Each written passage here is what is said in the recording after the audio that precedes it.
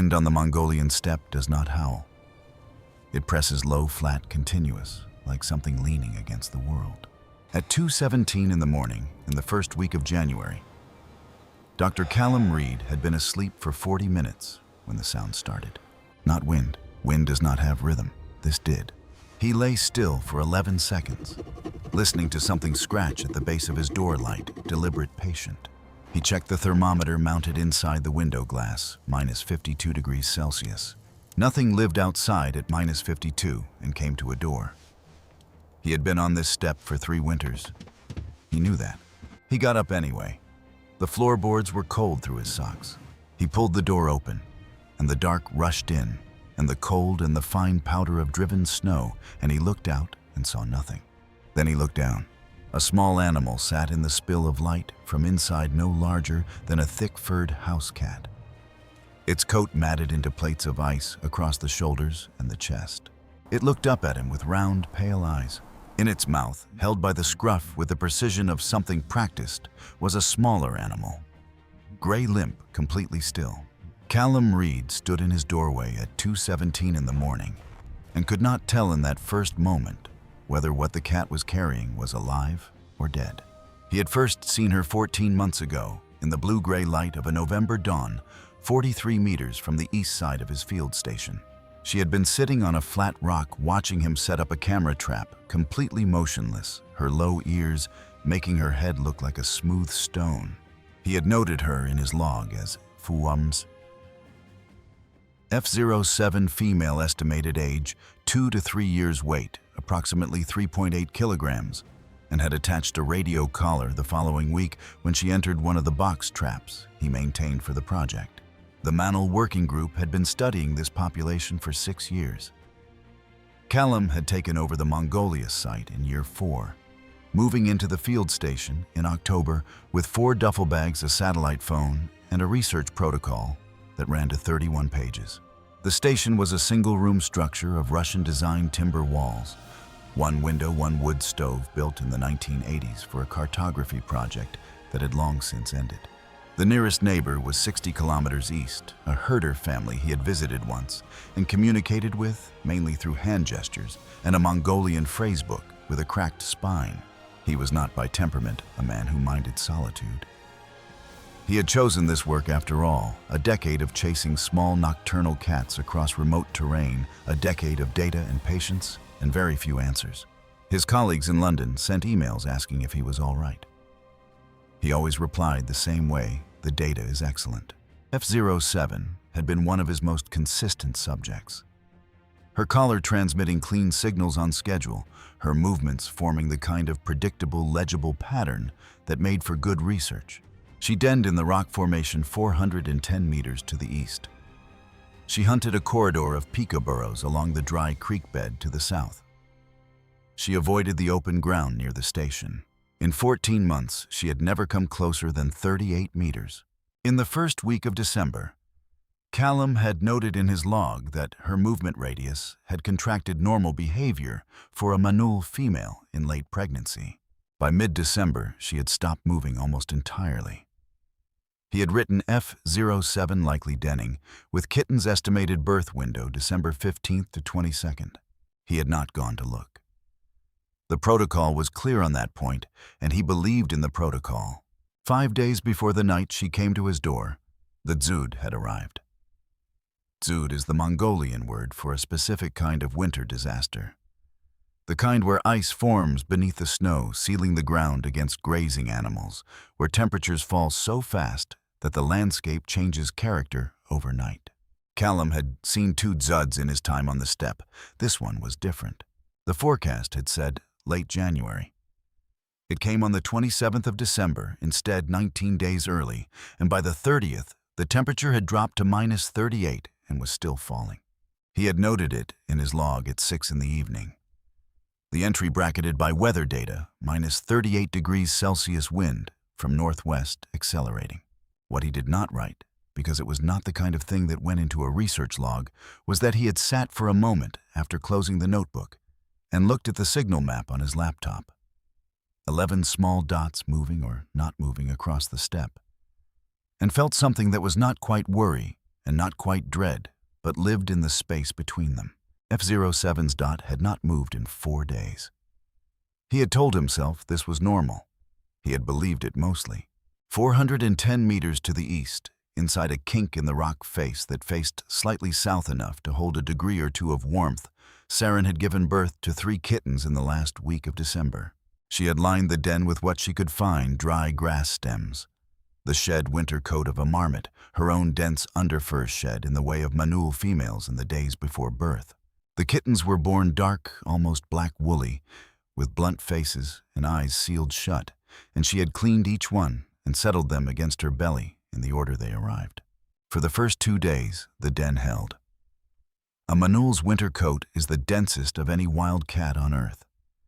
2 layers, the outer guard hairs 5 centimeters longer than the summer coat, the underfur so thick it can trap air like insulation. Pressed against her, the kitten's body temperatures held near the necessary range, 37 to 38 degrees Celsius. This was the margin she had. 37 degrees on one side of it alive. Below 32, the point at which a kitten's brain begins to slow and then to stop. 5 degrees of difference maintained entirely by the warmth of one 3.8 kilogram body against the cold pressing in from all sides. On the 3rd night, the zood deepened. The temperature inside the den dropped to minus 27 degrees Celsius. A Manul kitten in its first 4 weeks of life cannot regulate its own body temperature. It cannot shiver effectively. It cannot generate heat independent of its mother's warmth. Below minus 20 degrees, it loses heat faster than a mother. However devoted, however close can replace it. The math of it was simple, and it had no mercy. Saren did not leave the den for 11 hours. She did not eat. She lay with her body curved around all 3, her tail drawn across the entrance, her breathing slow and deliberate, as if even the movement of her lungs had a cost she was measuring against what remained. On the morning of the 5th day, 2 of the kittens were still. She nosed each one for a long time. Then she gathered the 3rd, the smallest, the one born last, the one who had nursed the least in the first days, and she held it against her chest and waited for something to shift in the temperature of the air. Nothing shifted. The temperature was minus 44 degrees Celsius at 10 in the morning. It was still falling. Saren had never approached the station. In 14 months of living 410 meters from a human structure she had built her life around. Avoiding it, she knew its smell, its sounds, the pattern of the light in its window. The times of day when the human inside moved and when he went still. She knew all of this the way a Manul knows the landscape it depends on, not as information, but as the shape of survival. She stood at the entrance of the den for a moment that is impossible to measure. Then she stepped out into the open. The wind hit her immediately, not the broken, interrupted wind of the rock face where the stone takes some of the force, but the full, unobstructed press of the steppe, wind carrying fine ice crystals that moved parallel to the ground and found every edge of exposed fur. She lowered her head against it. The snow on the steppe was not deep. Manuls cannot live where snow exceeds 15 centimeters. Their short legs and low-slung bodies built for rock. In dry grass, not powder, but in the zood conditions, the surface had crusted and softened in uneven patches, and each step required her full weight before she knew whether the ground would hold. Her legs sank 9 to 11 centimeters at each step. Each time the crust gave way, she absorbed the drop with her shoulders steadied, moved forward. The kitten in her mouth did not move. She could feel its temperature against her tongue, colder than it should have been, colder than the living warmth she had felt for 5 days, but she did not stop to check. She did not put it down. On this terrain, a steppe fox and anomaly she had evaded 100 times from the cover of rock could have closed the distance between them in 35 seconds. She knew the steppe the way all Manuls know it, as a place where being in the open is the thing that kills you. There was no rock to run to. There was no cover, no crevice, nothing between her and whatever might be moving in the dark. There was only the direction she had chosen, and the weight in her mouth, and 410 meters away, a thin yellow rectangle of light in an otherwise complete dark. She had seen that light every night for 14 months. Whether she had understood it as warmth or safety, or simply as the one fixed point in a landscape gone wrong, We cannot know. She walked toward it because it was there, and it was the only thing on the step that was not cold. She did not stop once. She reached the door, and she set the kitten down in the snow carefully, in the particular way of a mother setting down something that must not be jarred. And she raised one forepaw, and she scratched at the base of the door. Light, deliberate, and then she waited. This animal that had spent 14 months ensuring a human never saw her clearly. She sat in the spill of cold air at the base of a stranger's door, and she waited for it to open. When it did, and the light came out, and the large figure appeared above her, she did not run. She looked up. Callum had a protocol for this. Not for this. Not for a wild Manul female appearing at his door at 2:17 in the morning, carrying a dying kitten. But for every category of situation, his research involved there was a principle that governed it, and the principle that governed this one was unambiguous. Non-interference with natural behavior and natural outcomes. He had written that phrase himself in a paper he had co-authored in his second year at Edinburgh, arguing that the value of long-term field observation depended on the researcher's commitment to watching rather than intervening. He had believed it when he wrote it. He believed it now. He looked at the kitten in the snow, and he looked at the female who had carried it 410 meters through a dzud, and he stepped back and closed the door. He stood in the kitchen area, a camp stove, a shelf, a single enamel mug, and he did not boil water. He did not sit down. He stood and listened to the scratching at the base of the door, which had not stopped. It was, if anything, more regular now, a slow, even rhythm that was nothing like distress and nothing like demand. It was patient. He had spent 3 years learning to be patient on this step, and the sound at his door was teaching him something about what patience actually sounded like, when something was truly at stake. His shoulders did not move for a long time. Then he put on his coat and his gloves, and he opened the door a second time. She was still there. The kitten was still in the snow where she had set it, in the same position, and Saran was sitting beside it, not touching it, not over it, simply beside it, looking up at the door as if she had known it would open again. Callum crouched down into the cold. He pulled off his right glove. He pressed 2 fingers against the kitten's sternum. There was a heartbeat, irregular, very slow. A rhythm that felt like something counting down rather than continuing. The normal resting heart rate of a Manul kitten in its first weeks is between 200 and 220 beats per minute. He was not a veterinarian. He did not know exactly what he was feeling, only that it was not enough. He did not have a thermometer calibrated for small animals. He did not know how long the kitten had been in the cold, or what its core temperature was, or where on the line between alive and irreversible it currently sat. He knew one thing below a certain threshold. The specific number varies, but the principle does not. A body stops fighting for warmth and begins to accept the absence of it. He did not know if they had already passed that threshold. He picked the kitten up. It weighed almost nothing, perhaps 200 grams, soft and slack in a way that healthy young animals are not. And it lay across his palm without resistance. He tucked it inside his coat against his chest, against his skin, and stood up. Saran did not move. She did not flatten her ears or raise her tail or show teeth. She watched him stand with her kitten inside his coat, and she was completely still. He took 1 step backward into the station. She watched. He took another step. She watched. He reached behind himself and found the edge of the door. And he stood there for a moment in the threshold, looking at her, this animal he had tracked for 14 months, whose movements he had mapped to within 100 meters, whose radio signal he had listened to through headphones in the dark more times than he could count, and he did not know what to say or do or think. So he said nothing and did nothing, and simply went inside. The station was approximately 4 meters by 5 meters, a single room, with the stove at one end and his sleeping area at the other, and the work table in the middle, where his laptop and his notebooks and his radio receiver lived. He did not light the stove. The noise of it, the smell, all of it might matter, and instead sat down on the floor with his back against the wall, below the window, his knees up, the kitten held against his sternum inside the coat. He checked his watch, 2:31 in the morning. He looked at the door. Saren had not come in. She had positioned herself at the very threshold of the doorway. Not inside, not outside, straddling the line between the two territories with the precision of an animal that understood something about boundaries.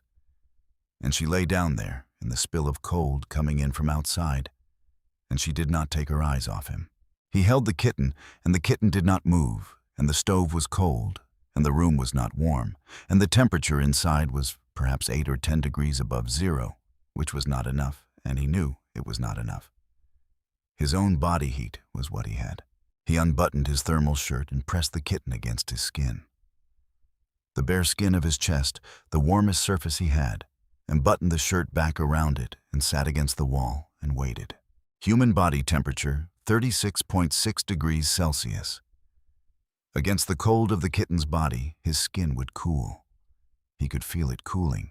The question was whether the kitten's body would warm faster than his skin would lose heat. A small thermodynamic negotiation happening directly against his rib cage, measurable only by its outcome. Every 20 minutes, he unbuttoned the shirt and put 2 fingers against the kitten's sternum. The first check, the same slow, irregular beat. The second check, he was not certain it had changed. The third check, he could not find the heartbeat for 11 seconds. And then it was there, still slow, still wrong, but there. Saren did not sleep.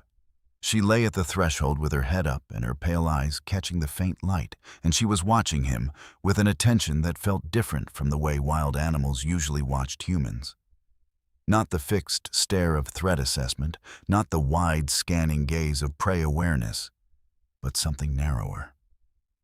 Something directed. At the 3rd hour, the kitten shivered. A single brief full-body tremor, the kind that begins in the core and runs outward to the extremities, and Callum felt it against his chest before he understood what it was. Shivering is the body's emergency heat production. It is metabolically expensive, and it only happens when the thermoregulatory system has resources left to spend.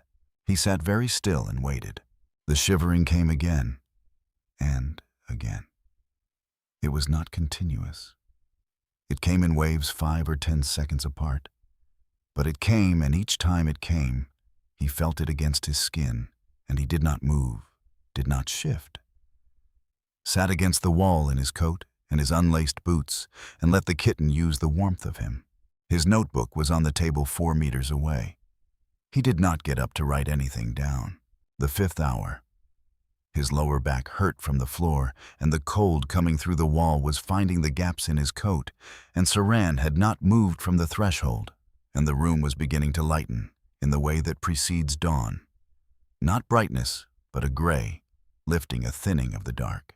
He unbuttoned the shirt. He found the heartbeat on the first try. It was faster. Not normal, not the 200 beats of a healthy kitten, but faster than before and regular, a proper rhythm, each beat landing where the next was expected. He sat with his fingers against the kitten's chest for longer than he needed to confirm it, because the confirmation was not the only reason he was doing it. At 6 hours and 22 minutes, the kitten opened its mouth. Not a sound, or a sound too small to hear. Just the movement of the jaw, the mouth opening and closing, once the head turning slightly toward his body, in the way of nursing young, searching instinctively for warmth and contact and milk. He had no milk. He had warmth. He had stayed. It was enough for now, it was enough, and he sat against the wall with the 6-hour fact of it settling over him, and he looked at the door where Saren lay, and his chest was moving in a way that had nothing to do with the cold. The page in his notebook for January 4th remained blank. He did not write that night's entry until 2 weeks later. When he did, it was 1 sentence. We don't talk about what it said. At first, gray light, Saren stood up. She stepped inside the station for the first time 2 steps. In no more, and she lay down on the floor 3 meters from where Callum sat, closer to him than she had ever been in 14 months, and she tucked her paws beneath her, and she closed her eyes. He did not name the kitten. He was precise about this in a way that took effort. The kitten, he said in his own mind, each time the temptation arose to let a name form. He had named animals before in his first years in the field, and he had learned what naming cost. He called her F07K1 in the one entry he eventually wrote, which was the correct notation for the first surviving kitten of female subject 7. This was the right thing to do. He was almost certain it was the right thing to do. The first 4 days were very quiet. He maintained the wood stove at low heat enough to keep the room above freezing. Not enough to overheat 2 animals adapted to extreme cold, and he did not move more than necessary, and he spoke very little. And the sounds in the station were the sounds of the stove and his own breathing. And occasionally, from near the threshold where Saran rested, the small vocalizations of a nursing mother that have no translation but need none. On the 4th day, he took a frozen vole from the storage box outside he kept 30 or 40 through the winter for use in the live traps, and he thawed it at room temperature and placed it on the floor 1 meter from where Saran rested. She looked at it. She looked at him. He turned away and stood at the camp stove with his back to her and began washing the single plate he had used at dinner. The plate took 4 minutes to wash. When he turned around, the vole was gone. He had not seen her take it. He had chosen not to look, and she had eaten in the space that choice created. And he stood there with the clean plate in his hands and understood something about transaction that he could not have articulated in a paper. He did not set up the camera. He thought about it on the 2nd night when F07K1 was strong enough to move in a wobbly circle on the floor, and Saran was watching her with the focused attention of a mother cataloging her kitten's capabilities. And he thought, this is exactly the kind of footage the working group has never had. This is possibly the most significant behavioral observation in the history of Pallas's cat research. He looked at the camera on the shelf. He left it there. On the 9th day, F07K1 walked the length of the station without falling. It took her 7 attempts. On the first attempt, she made it 2 body lengths before her back legs gave out sideways, and she sat down abruptly, surprised, then began again. On the 7th attempt, she walked the full 4 meters and reached the wall, and sat against it, looking back across the room with the expression that Manul kittens share with human infants, that expression of finding the world slightly larger than expected. Saran watched every attempt from the same position, head low, tracking the kitten's movement without intervening. She did not help. She watched in the way that mothers of many species watch, not to prevent failure, but to be present for whatever the failure costs. Callum was at his work table writing field notes, and he watched too. And he did not write anything in the field notes for a while. On the 12th day, he sent his monthly report to London. He included the weather data, the collar signal readings, for all 11 subjects, the status of the camera trap network, and 1 additional section marked as an anomalous behavioral observation, which he described in careful, measured scientific language. Dr. Nadia Bremner, the group's lead researcher, called on the satellite phone 6 hours later. She had been studying Pallas's cats for 22 years across 4 countries. She asked him to describe what had happened, and he described it, and there was a silence on the line before she said, in the literature, in everything they had documented, across the entire range of the species, there was no recorded instance of a wild Manul female initiating contact with a human to protect offspring. She asked if he had footage. He said no. Another silence. She said, "You understand what you're telling me?" He said he understood. She said, "Callum." He said, "I know." On the 14th morning, he opened the door at 6:40, as he always did, to read the outdoor thermometer and note the wind direction. The space at the threshold where Saran had slept, sometimes just inside, sometimes just outside, always at the exact line between the two, was empty. He stood in the doorway. The temperature had risen overnight to -31 degrees Celsius, which on the January steppe qualified as a thaw. A thin new snow had fallen before dawn, perhaps 2 centimeters fine-grained, the kind that holds prints cleanly. 2 sets of tracks led east from the door. 1 set, slightly larger, 1 set smaller. The smaller ones spaced close together in the pattern of a kitten, still learning the distance its legs could cover. They went in a straight line toward the rock formation 410 meters away. He stood in the open doorway for 4 minutes. He was not wearing his coat. He went back inside. He sat down at the work table and he opened the notebook to the blank page from January 4th. And he picked up the pen, and he wrote one sentence, and he closed the notebook. He did not go to the rock formation that day, or the next day, or the day after that. He maintained the camera traps everywhere on the property, except the east formation. He left that dark. The collar signal for F07 resumed its normal pattern that same week, the familiar ellipse of movement, the hunting corridor along the creek bed, the resting periods in the rock. The signal was clean and strong and completely regular, and he sat with the headphones on in the dark of the station, listening to its pulse. And it told him nothing, except that she was there and moving and alive. Which was everything it was supposed to tell him, and not quite everything he wanted to know. Across the following weeks, the Dzud broke. The temperature rose by degrees, not dramatically, not all at once, but with the gradual persistence of seasons doing what seasons do. And the steppe changed around the station the way it always changed, the crusted snow softening the creek bed. Remembering it was a creek bed, the Pika colony to the south, resuming the constant nervous industry that made them the loudest thing on the landscape on a quiet morning. Callum went about his work.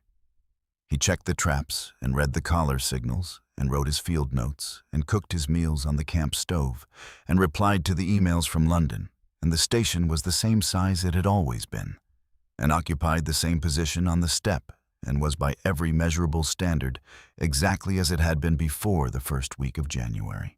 It felt different. He could not have written that in a field note. It was not the kind of observation that had a column. On the first warm afternoon of March, he was outside recalibrating the weather station on the south wall when he noticed the Manul on the rock. The east formation, the one he had left dark, the one he had not approached, had a flat shelf on its highest point, a south-facing ledge that caught the afternoon sun, and he had known for 3 winters that it was a favored resting spot for any Manul using the formation. He did not reach for the binoculars immediately. He finished what he was doing with the weather station. It took another 4 minutes, and then he picked up the binoculars and raised them and found the ledge. She was there, sitting in the thin March sun with her eyes closed and her thick coat already beginning to loosen at the edges, as it did every spring, the long winter fur releasing in small light plumes that the wind took east, and beside her, pressed against her flank with the complete confidence of an animal that has never known the world to be unsafe, a kitten, larger now. The woolly dark coat of the newborn, already shifting the adult camouflage, beginning to show through the gray-brown steppe coloring emerging in the pattern of the flanks, the face rounding and broadening toward the flat, low-browed look that made Manul's look ancient and unhurried and faintly like they found the world mildly ridiculous. He watched for a while. Then he put down the binoculars and went inside. That evening, he placed a thawed vole on the flat stone by the station door, the one he had used as a steppe for 3 winters, that was always in approximately the same position, and went inside and made his dinner and did not look out the window. He had no reason to think she would come.